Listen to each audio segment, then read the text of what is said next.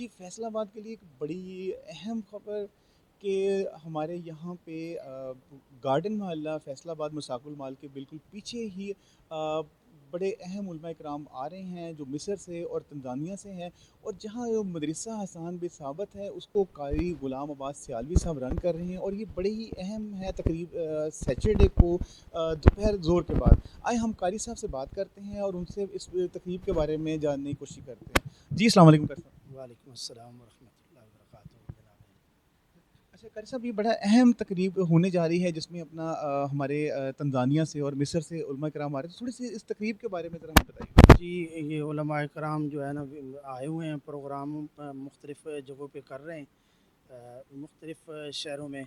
تو ہم نے بھی ان سے ٹائم لیا ہے اور یہ ہمارے مدرسے میں آئیں گے، مدرسہ سیدنا حسان بن ثابت رضی اللہ تعالی عنہ، جو ہم نے ہمارے وہاں پہ بچے بچیاں قرآن پاک حفظ کر رہے ہیں اور اس میں ہم پروگرام کروا رہے ہیں۔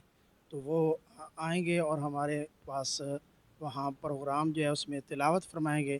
قاری رجا ایوب صاحب ہیں تنزانیہ سے، اور قاری القاب صاحب ہیں، وہ بھی تنزانیہ سے ہیں، اور قاری عبداللہ سید عبداللہ صاحب وہ مصر سے تشریف لا رہے ہیں۔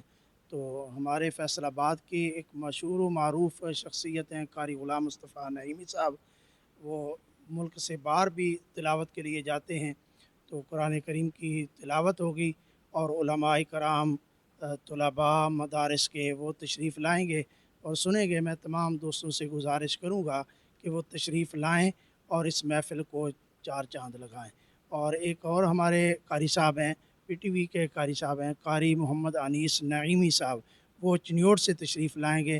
وہ بہت خوبصورت قرآن کریم کی تلاوت کرتے ہیں اور ماشاءاللہ بڑی اہم شخصیت ہیں۔